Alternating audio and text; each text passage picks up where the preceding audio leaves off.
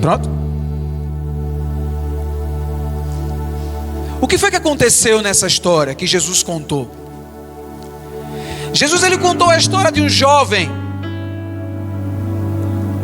que tinha tudo na casa do seu pai. Quantos aqui ainda moram com seus pais? Levanta a mão. Levanta de verdade. Baixa a mão. Quantos aqui não tem pai? Levanta a mão. Baixa as mãos de vocês. Eu quero dizer para você nessa noite que Deus, ele é o supridor de toda falta. Amém? Não existe falta na tua vida que Deus, ele não possa preencher. Não existe nada na tua vida que Deus, ele não possa trazer um renovo, uma restauração. E no livro de Marcos, a gente vai encontrar essa história de um jovem que tinha tudo na casa do seu pai, e o seu pai também tinha tudo. E um certo dia esse jovem chega para o seu pai e diz: pai, eu quero sair, quero ir embora. Dá o que é meu, me dá a minha herança, eu quero ir embora. Se ele pediu herança é porque o pai dele tinha condições financeiras para poder dar. Concorda comigo?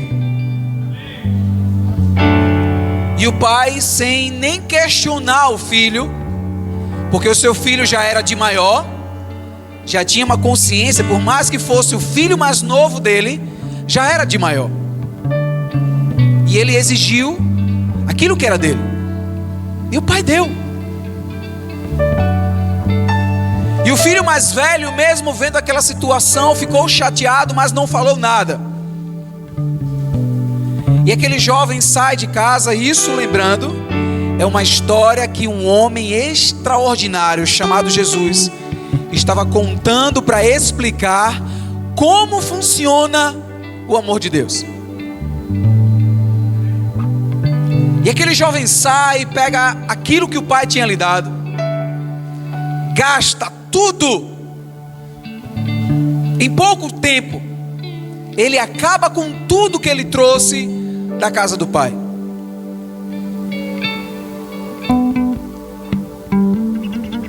E depois de toda aquela história, a gente vai vendo que esse filho, depois de ter ido embora, ele perde tudo. E aí, aqueles que se diziam ser amigos dele, ele abandonou. E ele agora se vê numa situação de ter que ir trabalhar cuidando de porcos. Não que fosse um trabalho menosprezado, mas para um filho que mandava em pessoas, passar agora a ser mandado é diferente. Porque ele tinha tudo na casa do pai. Mas quando ele começa a trabalhar, automaticamente ele lembra do pai. Ele diz: na casa do meu pai eu tinha tudo. Eu vou voltar e vou dizer para o meu pai: pai, eu pequei contra os céus, pequei contra o Senhor, me aceita de volta, nem que seja como um dos teus servos. E o pai não aceita aquele pedido do filho. Mas a Bíblia diz que ele dá uma festa pela volta daquele filho. Ele diz: esse meu filho estava morto. Ele tinha morrido. Sabe por que Jesus ele fala isso? Porque não existe vida longe da casa do pai. Posso ouvir um amém? Não existe vida, existe ilusão longe da casa do pai. Mas a cena que eu vou falar para você nessa noite é de um jovem rico que se aproxima de Jesus e diz: bom mestre. E Jesus diz: por que me chamas bom? Bom só é Deus. Aí você pode me perguntar: mas por que, Silas? Jesus disse que não era bom. Porque Jesus, ele sabia que uma pessoa só se torna bom depois que termina o que começou. É por isso que Jesus disse que aquele que põe a mão no arado, que começa a trabalhar e olha para trás, não é digno de entrar no reino de Deus. Porque começou e não terminou. Jesus não tinha terminado ainda a sua obra. Por isso ainda que ele não poderia ser taxado ou nomeado de bom. E ele diz: bom é Deus, porque ele começou e terminou a boa obra. E se ele ainda não terminou a boa obra, ele é fiel para terminar a boa obra que ele começou na tua vida. Só que uma coisa que o Espírito Santo de Deus me chamou a atenção nessa noite, através desse texto, se encontra no livro de Marcos 10, 21, que ele diz assim: Jesus olhou para ele, o amou e disse: falta mais uma coisa para você fazer. Por que Jesus disse que faltava uma coisa para aquele jovem fazer? Porque Jesus, quando olhou para aquele jovem, a Bíblia diz que Jesus o amou. Jesus fez o quê? Mais uma vez, Jesus o quê? Ele amou. Porque perguntou para aquele jovem: você obedece aos seus pais? E ele disse: obedeço. Você obedece aos mandamentos? Obedeço. Você guarda as leis? Eu guardo. Aquele jovem era quase perfeito, Silas. Quase perfeito. Jesus olha e diz: falta uma coisa. Imagina, meu irmão, o coração de Jesus olhando para aquele jovem, sabendo da sua reação, sabendo do que estava no seu coração, sabendo do que ele representava. Imagina Jesus olhar para você e dizer assim: meu irmão, como eu te amo. Mas falta uma coisa você fazer por mim. Quantas vezes, meu irmão, Jesus não olha para a nossa vida e diz: eu amo você, mas falta uma coisa. Falta você deixar uma coisa.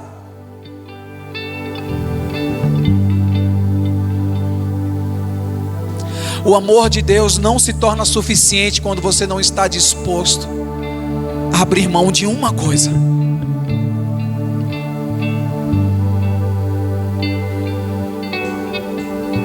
Aquele jovem chega no meio da multidão, convicto de que seria aceito nos céus, porque o que ele queria era ir para os céus.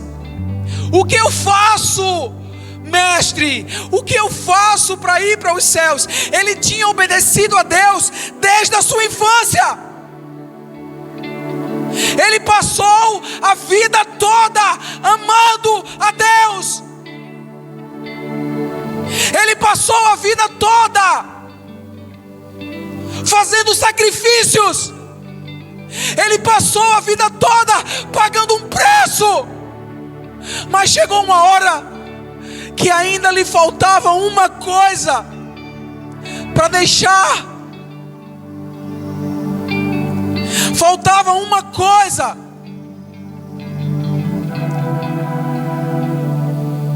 Ainda falta uma coisa. Pega os teus bens, vende, dá aos pobres e me segue. Essa palavra era para ele, porque Jesus sabia do coração dele. Mas nessa noite, o que é que falta no teu coração? O que é que falta na tua vida para que você precise deixar? Não importa o que você acha, porque muitas vezes nós temos isso. Nós achamos que o amor de Deus, por ser grande, se torna suficiente diante de nossa vida. Mas eu quero dizer para você nessa noite, que se você não estiver disposto a abrir mão, o amor de Deus não se torna suficiente na tua vida. Porque qual foi a escolha daquele jovem depois que Jesus pediu algo a ele e ele não conseguiu fazer? Ele foi embora.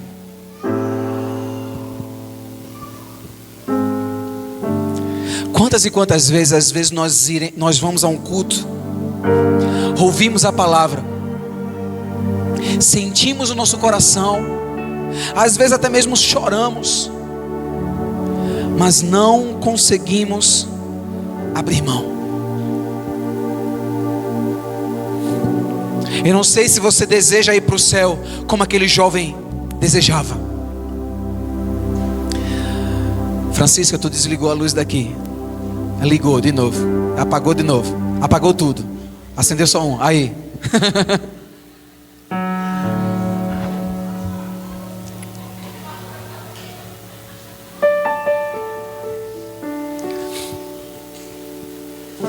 Eu quero que você entenda que quando o amor de Deus ele enche um ambiente, a única posição que nós temos é escolha.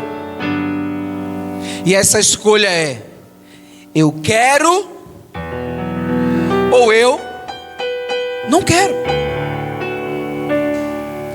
O livre-arbítrio nos veio para isso,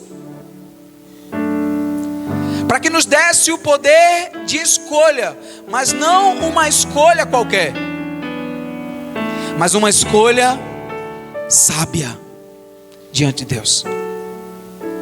Eu não sei qual será a tua posição depois que tu ouvir essa palavra, mas eu tenho certeza que o Espírito Santo de Deus está batendo no teu coração dizendo assim: falta uma coisa para você. Quando as meninas começaram a dançar aqui, eu vi uma pessoa dançando aqui que antes dançava com a gente. Eu não sei se o Espírito Santo de Deus falou a mesma hora com essa pessoa, mas falou comigo.